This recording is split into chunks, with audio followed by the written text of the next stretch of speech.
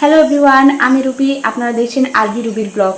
আজকে একটি এমন বিষয় নিয়ে গল্প করব তোমাদের সঙ্গে যেটা কিন্তু অনেক গর্ভবতী মায়েদের জানার একটা বেশ কৌতূহল থাকে।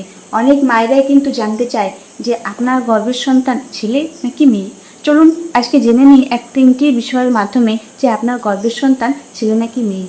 অনেকেই কিন্তু এই লক্ষণগুলো দেখলে বুঝে যায় যে আপনার গর্ভের সন্তান ছেলে হবে নাকি মেয়ে। বিশেষ করে আপনাদের বাড়ির যারা অভিজ্ঞ ব্যক্তি আছে, মা ঠাকুমা, ঠাম্মা, জেঠিমা, তাদের কাছ থেকে আপনারা এই বিষয়গুলো অবশ্যই বারে বারে শুনবেন আর কি। তখনই কিন্তু আপনারা বুঝতে পারবেন যে আপনার গর্ভের সন্তান ছেলে নাকি মেয়ে। তো চলুন আজকে আমি সেই তিনটি প্রধান লক্ষণই আপনাদের সাথে শেয়ার করব। ঠিক আছে, তো বেশি বকবক না করে ভিডিওটা শুরু করি। চলো। 1 নাম্বার লক্ষণ, বেবির হার্ট রেট। অনেকেই কিন্তু এই বেবির হার্ট রেট বা গর্ভে থাকা অবস্থায় শিশুর যে হার্ট রেট সেটা দেখে কিন্তু বলে দেন যে আপনার গর্ভের সন্তান ছেলে নাকি মেয়ে।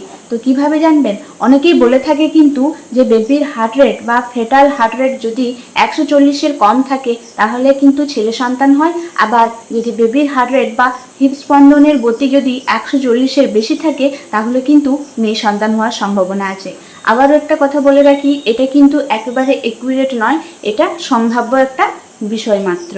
ঠিক আছে, তো তোমরা কিন্তু তোমাদের বেবির হার্ট রেট বা ফ্যাটাল হার্ট রেট দেখে অবশ্যই জেনে নিতে পারো তোমাদের গর্ভের সন্তান ছেলে নাকি মেয়ে। ঠিক আছে, তো চলুন এবার আসি 2 নম্বর লক্ষণ, বমির লক্ষণ।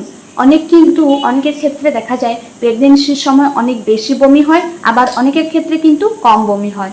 আবার অনেকেই বলে থাকেন যে যাদের মর্নিং সিকনেস বা বমির পরিমাণ যদি কম থাকে তাহলে কিন্তু সেটা মেয়ে শিশুর লক্ষণ।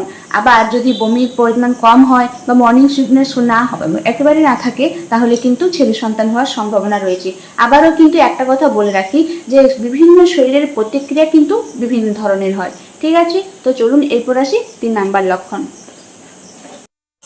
পেটের আকার ও আকৃতি। মানে পেটের আকৃতিটা কীরকম, সেটা কোন দিকে উঁচু বা নিচুভাবে অবস্থান করছে, এটা কিন্তু অনেক ক্ষেত্রেই একটা ইঙ্গিত হিসেবে ধরা হয়।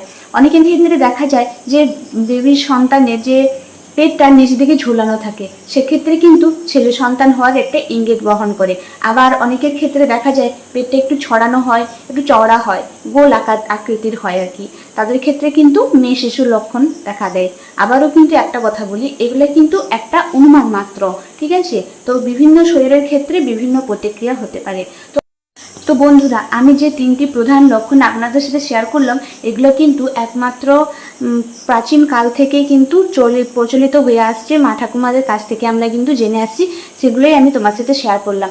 আর তোমরা নিশ্চয়ই আমার আগের ভিডিওতে দেখেছো যে আমার ছেলে সন্তান হয়েছে, যেগুলো আমার ক্ষেত্রেও কিন্তু মিলে গেছে। তাই আমি তোমাদের সাথে এই প্রধান কিন্তু 3টি লক্ষণ শেয়ার করলাম। আশা করি ভিডিওটা তোমাদের।